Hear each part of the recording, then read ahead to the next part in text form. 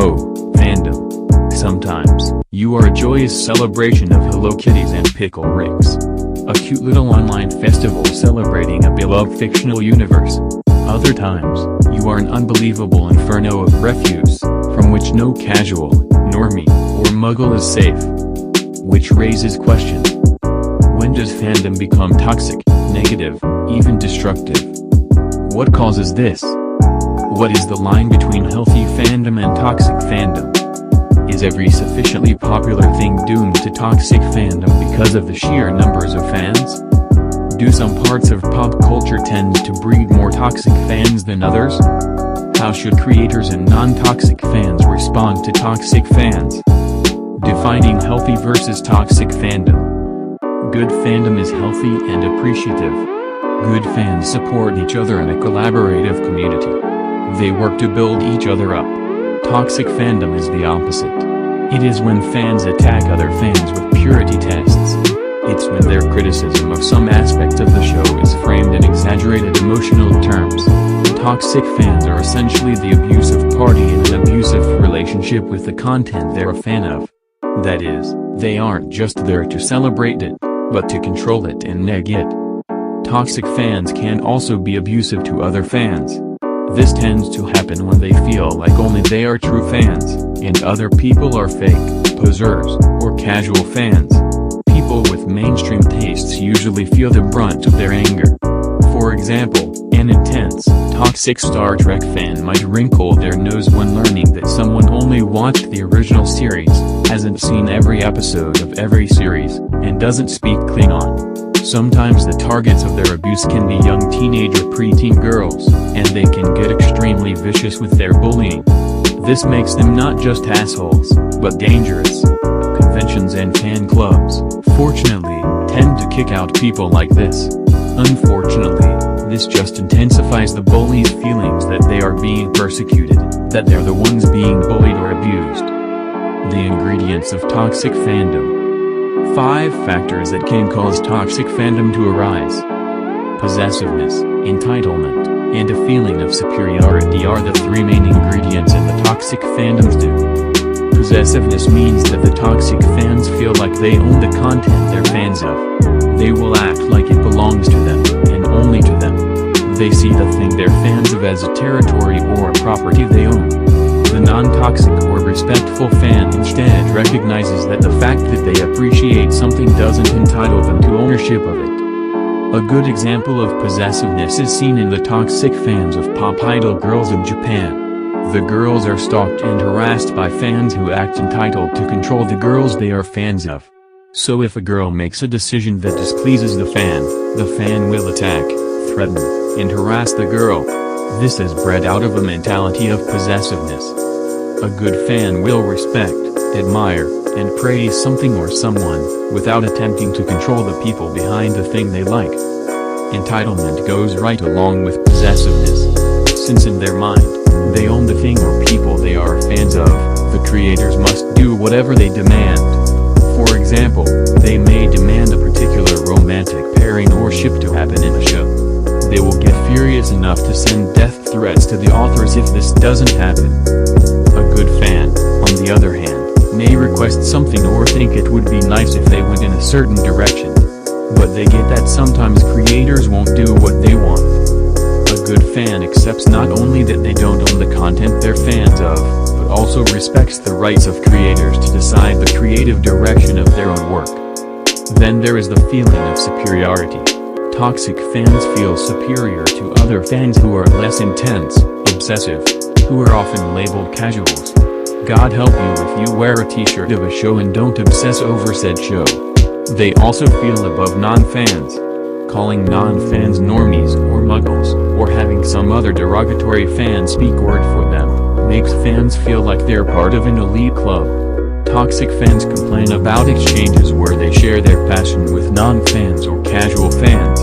They consider such people dumb and shallow, unable to get it, whatever it is. Not smart enough to understand and fully appreciate the thing they're fans of. Instead of this, healthy fans accept non-fans. They don't mind the fact that different people watch or like different things.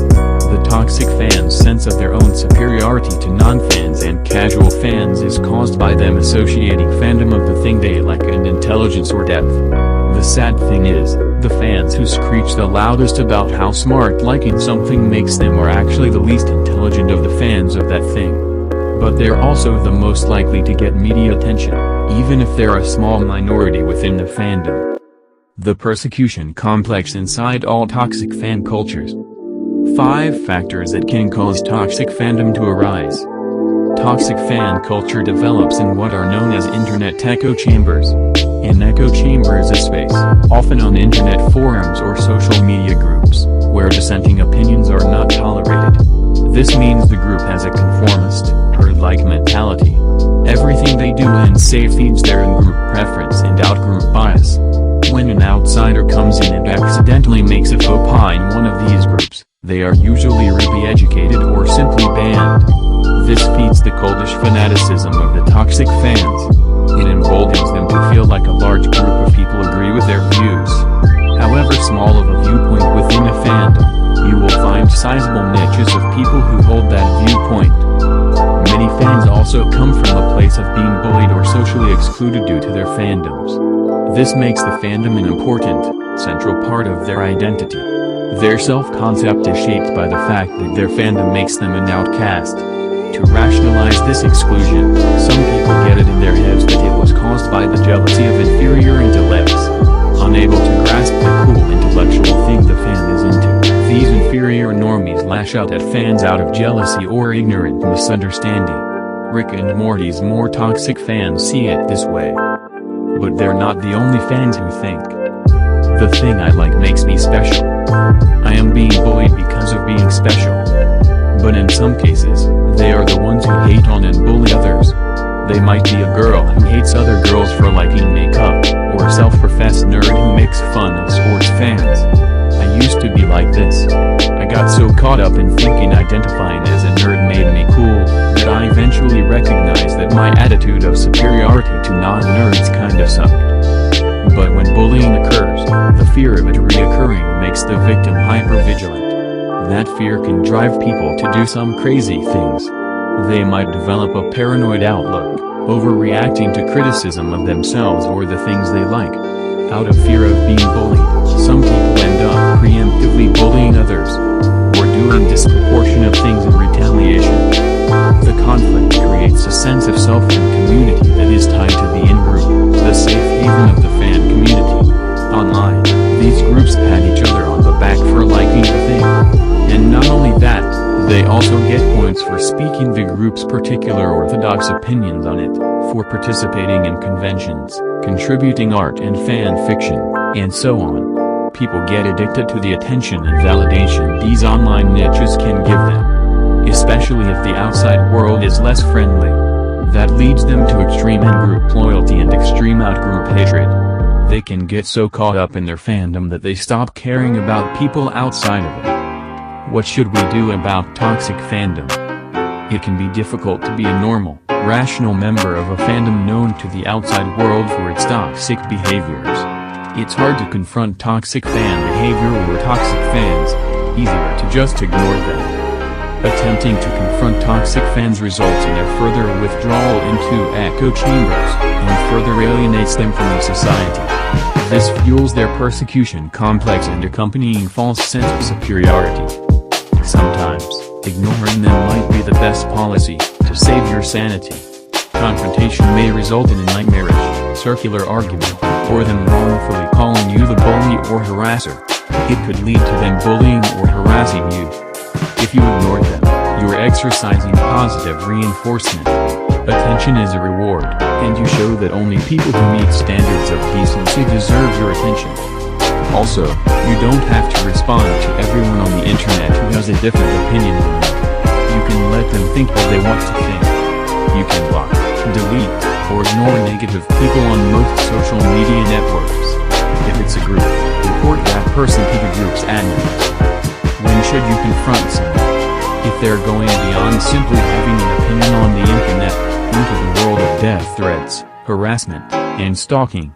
This website, Privacy Rights, has some good information about how to deal with those issues. Check to see if the person is in violation of the site's terms of service. Usually, stalking, harassment, cyberbullying, and doxing, making private information about a targeted individual public, are against most websites' policies. You don't have to put up with that. It may be illegal in some cases, and at the very least it should get them banned. Similarly, always call out toxic fans in the world outside the internet. Conventions are a great place to speak out about the conduct that you find unacceptable regarding fandom. Conventions aim to be safe for all participants to have fun. If someone is being very rude or negative, they're likely to be kicked out. You don't have to fight them, simply tell convention staff or security about the person's behavior. When going to a convention, it helps to read their policy on harassment. That way, if an incident occurs, you will be able to point to how the person's conduct is a violation of the convention's policy. Conventions usually have rules against sexual harassment, threats, and any aggressive or unruly behavior, and staff take misconduct very seriously. The bigger issue is how do you separate yourself, a rational fan of the thing, from the toxic people the fandom is known for? Fandoms only ever seem to get negative publicity. Maybe that's because sex and violence sells applies to news as well as fiction. Should you hide the fact that you like a thing because some people who also like it did something shitty? I don't think so. You can simply say, yes, I'm a fan of it too. Not all of us are like that. And in most fandoms, the majority of fans are actually really great people. They just don't get any attention from the media and on social media for being nice. But the more you advocate for yourself, the more you will help other people see the positive side of your fandom. Conclusion. Fandom is simply when a community forms around shared liking of something. Toxic fandom is when this becomes a bad thing, which can happen in a myriad of ways. Usually, toxic fandom involves not just obsessiveness, but becoming a danger to others in some way, or just really mean and intolerant toward people the toxic fans disagree with. Everything that has fans, has toxic fans. But some things seem to have more toxic fans, or more cases where toxic fans acted out, than others. This has to do with the kinds of people the fictional work in question attracts. Harry Potter attracts misfits who want to feel special, different from society. Rick and Morty attracts people who think they're smarter than everyone else. These aren't bad fictional works, and the fiction's creator isn't to blame for how fans act. But certain works of fiction can have characteristics that ignite toxic fandom flames.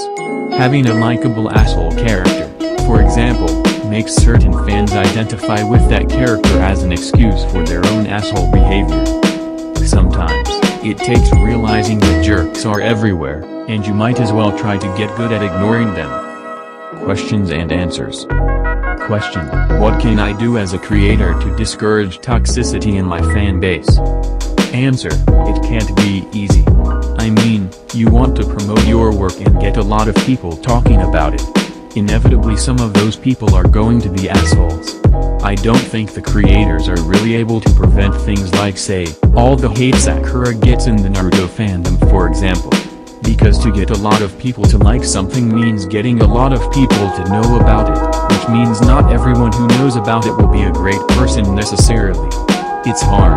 I think the best thing creators can do is call out negativity and discuss it, and to encourage more positive discourse. On social media, Twitter is a good place for that sort of thing. I also favor deplatforming, banning, because if someone can't master basic civility, they don't deserve a space where people will listen to them. Comments.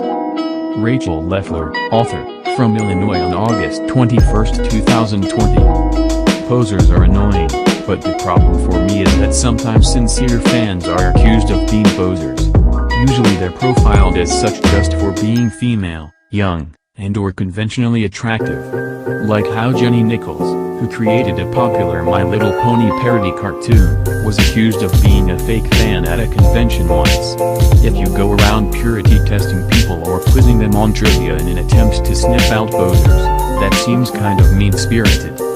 Stefano Desanai from London, United Kingdom on December 14, 2018. Overly zealous fans are annoying, I agree. but posers are worse. Those toxic fans usually at least care and are passionate about the medium. Posers latch on to fandoms that are popular, and as soon as it's not cool anymore they will simply jump on the next bandwagon and leech off attention and money on some other unsuspecting fans. Rachel Leffler, author, from Illinois on October 1, 2018. Thank you. I really think online harassment can be very scary for victims, and sometimes fighting it is a challenge due to internet anonymity. I hope that information helps. Cecil Kinmel from Osaka, Japan on September 30, 2018. You hit it on the head. It's all about entitlement and ownership. I live in Japan and it gets crazy with the fanboys of idol groups. Some idols are teenagers or 20-somethings but can't even go on a simple date. Also, thanks for the privacy rights link. By Rachel Leffler. Related articles. Animated shows. BoJack Horseman, The View from Halfway Down, an analysis. By Shapper2, 2021. Anime. Savagery, Attack on Titan Season 4 Episode 14 Review. By Marlouis Vincent Reyes, April 1, 2021. Action. Self-awareness and progressive ideologies, How Black Panther Handles Just Causes with Self-Examination. By Jamal Smith, April 1, 2021. Drama. Schindler's List, Telling a Story Through Editing and Cinematography. By Theodore Turnquest, 2 April 1, 2021. Anime Movie Review, Fate Glade Liner Prisma Ilya, The Vow in the Snow. By Review Me Media, April 1, 2021. Miscellaneous. 14 Best Survivalists on TV and in Movies. By Kelly Marksmar 31, 2021. Comedians. Comedy legend, Rodney Dangerfield. By Readnomer 31, 2021. Action. Movie Review, Spider-Man, Far From Home. By Movie Beasts Mar 31, 2021. Drama. Movie Review, Burn Your Maps. By Movie Beasts Mar 31, 2021. Actresses. The Films of Jane Mansfield. By Glory Mildermer 31, 2021. Movies. Ranking Tim Burton, Johnny Depp Films 17. By Noel Penifler Mar 31, 2021. Action. Movie Review, Batman Begins, 2005. By Review Me Media Mar 30, 2021. Animated Films. Movie Review, The Secret Life of Pets 2. By Movie Beasts Mar 30, 2021. Disney. Should I Watch? Lady and the Tramp, 1955. By Benjamin Cox Mar 30, 2021. Family. Should I Watch? Hook.